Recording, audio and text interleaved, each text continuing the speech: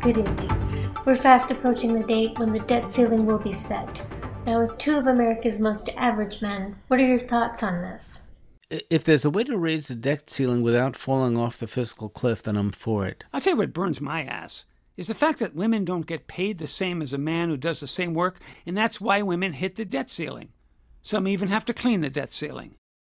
I think you might be confusing the debt ceiling with the glass ceiling. No. Leo, I'm going to defer to you on this one because I think you have a sense of economics. Well, I do have kind of an economic kepi, as my Jewish friends call it. Right. Raising the debt ceiling, you wouldn't need as much flood insurance. That I know. I mean, you could raise the debt ceiling or lower the debt floor. Both things would have the same effect. Of course it would. But to do both of those things would be irresponsible. And I think what we have to do is to get a handle on inflation. I don't want that handle coming out of my tax dollars. No, sir. That's a problem. And there's no reason it has to. The founding fathers, God bless them, wanted us to be able to have handles.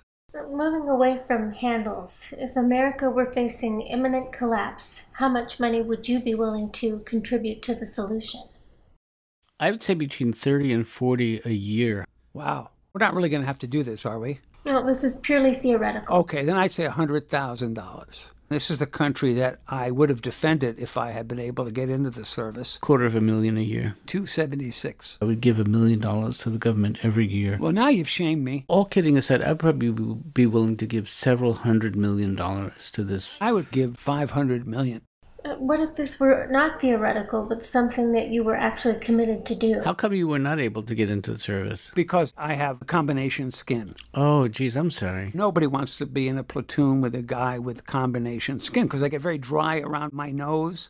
Is it safe to assume that the both of you are resistant to paying more taxes? I got a mother in Miami, and that woman is bleeding me dry. I have a blind bus driver who I'm supporting. See? That's what I'm talking about. So get your hand out of my pocket, America. Perhaps it's safer to assume that you're resistant to paying any taxes. Look, if I knew that the money I give would go to something helpful, like getting monkeys for kids in Pop Warner football or something, okay. The government has gotten too intrusive.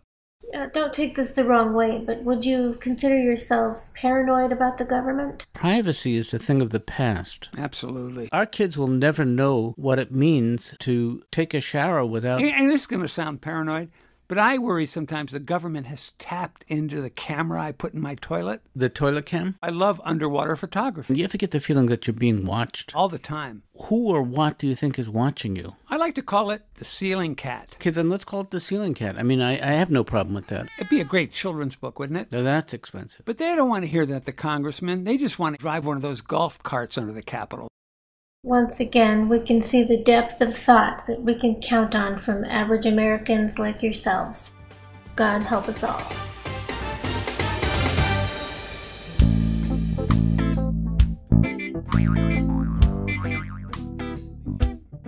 Obviously, there are many different opinions on climate change. I would like to say up front that a man is not properly dressed without a hat. Uh-huh. Okay, go ahead, shoot. Do you believe that climate change is inevitable? I didn't know that Deal had two E's. That's a typo. He's Nigerian. He's a prince. Promise me you won't give him money. You feel left out. No, don't meet with him. If nothing else,